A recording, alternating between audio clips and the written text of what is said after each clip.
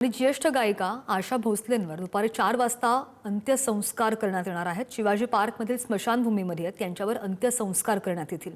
या अंत्यसंस्काराला मुख्यमंत्री तसंच उपमुख्यमंत्री सुद्धा उपस्थित राहणार आहेत.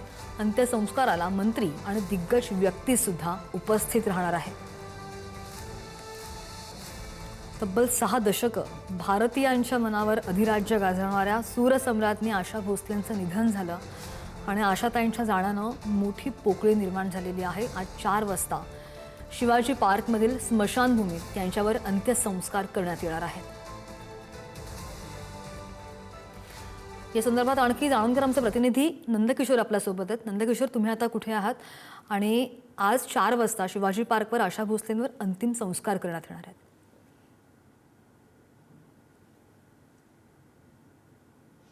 सध्या शिवाजी पार्क या स्मशानभूमीत आहोत.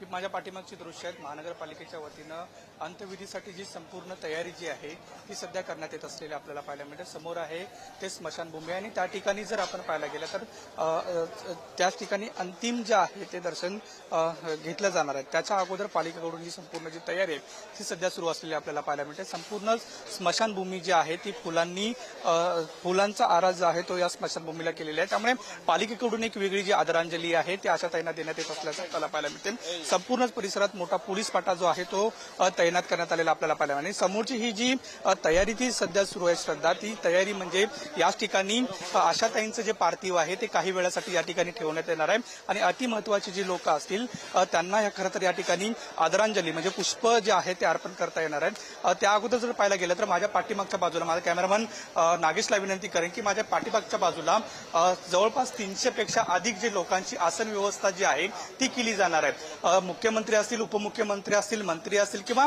अतिमहत्वाचे जे आहे त्या 300 लोकांना आतमध्ये येण्यासाठी परवानगी असताना आपल्याला पाहायला मिळणार आहे. एकंदरीत जर पाहायला गेलं तर पाठीमागच्या बाजूला ही संपूर्ण आसन व्यवस्था असणार आहे. जवळपास 4च्या सुमारास संपूर्ण अंत्यविधी सोहळा जो आहे तो पार पडेल. मात्र या अगोदर जर पाहायला गेलं तर पोलिसांचा जो पाटा आहे तो करण्यात आलेला आहे. आपल्यासोबत प्रसादजी लाड आहेत.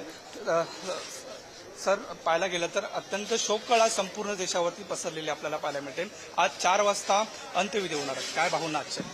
नाही, अत्यंत दुःखदायक अशी घटना नुसत्या महाराष्ट्रापुरती नाही, देशापुरती नाही, जगावरती आहे. 14,000 गाणी ज्या ताईने आम्हाला सर्वांना दिली त्या ताई आज आपल्यामधनं निघून गेल्या. आम्हाला सर्वांना दुःखद अशा भावना आहेत.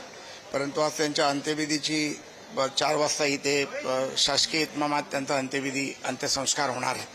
त्याच्या तयारीची व्यवस्था पाहण्यासाठी माननीय आशिषजी शेलार साहेबांनी आणि देवेंद्रजींनी मला ती व्यवस्थेची जिम्मेदारी दिल्यामुळे ते आज पाहायसाठी आलोय. त्यामुळे कोणाची इथे व्यवस्था व्यवस्थित राहावी, येणाऱ्या नातेवाईकांना किंवा VIPना व्यवस्थित व्हावा आणि विधी नीट व्हावा ह्याचा प्रयत्न राहील. मला अतिशय दुःखी अंतकरणाने हा विषय तुमच्यासमोर मांडावासा वाटतो. अति महत्वाची सुद्धा लोक येणार आहेत. केंद्रातून कोण लोक येणार आहेत, कोण कोण नेमकं नाही, या बाबतीत अजून मला तरी कल्पना नाही. पण मुख्यमंत्री, उपमुख्यमंत्री, राज्यातल्या मंत्रिमंडळातली लोक हे नक्कीचपणे येणार आहेत. माननीय पंतप्रधानांच्या वतीने माननीय स्वतः मुख्यमंत्री पुष्पहार अर्पण करतील एवढीच मला माहिती आहे. बाकी अजून काही कल्पना नाही. धन्यवाद आमची बातचीत केल्याबद्दल. एकंदरीत जर पाहायला गेलं तर सध्या केंद्रातून कोणतीही व्यक्ती जी आहे ती येणार नाही, तशी कोणतीही कल्पना आहे अशा ज्या भावना आहेत ते प्रसाद लाड यांनी व्यक्त केलेल्या पाहायला मिळतात.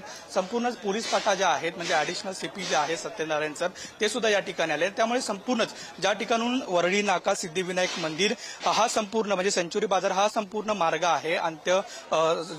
अंत्यविधी आशाताई ज्या स्मशानभूमीपर्यंत आणण्यात येणार आहे तो हा रस्ता आहे. या संपूर्ण रस्त्यावरती मोठा पोलीस पाटा जो आहे तो तैनात करण्यात येणार असल्याचं आपल्याला पाहायला मिळतं. त्यामुळे कोणतेही कायदा सुव्यवस्थेची गोष्ट निर्माण होऊ नये. लोक खरं तर 10,000 पेक्षा जास्त लोक येतील अशी टार्गेट जे आहे ते पालिकेनं ठेवलेलं आहे. त्यानुसार जे नियोजन आहे ते पालिकेकडून सध्या करण्यात आलेलं आपल्याला पाहायला मिळते. समोर आपण बघतो की पालिकेच्या वतीने संपूर्ण जी तयारी आहे ती सध्या सुरू असलेली आपल्याला पाहायला मिळते आणि एकंदरीत पोलिसांचा सुद्धा मोठा पोलीस पाटा जो आहे तो तैनात करण्यात आलेला आपल्याला पाहायला मिळते. अतिमहत्वाच्याच लोकांना आतमध्ये सोडण्यात येत असलेलं आपल्याला पाहायला मिळतंय. श्रद्धा, घेत राहू. धन्यवाद नंदकिशोर दिलेल्या सगळ्या सविस्तर माहितीसाठी.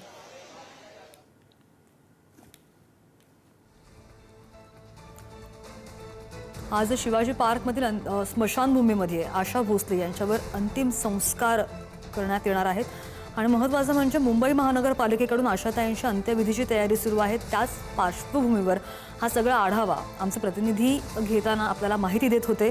500पेक्षा अधिक अतिमहत्त्वाच्या लोकांच्या आसनाची या ठिकाणी व्यवस्था करण्यात आलेली आहे. जी तयारी सुरू आहे ती आपण दृश्यांमध्ये पाहतो, आम्ही तुम्हाला दाखवतोय. आणि शिवाजी पार्क इथल्या भागोजी कीर स्मशानभूमीच्या आजूबाजूला सुद्धा LED स्क्रीन्सची व्यवस्था केली गेलेली आहे.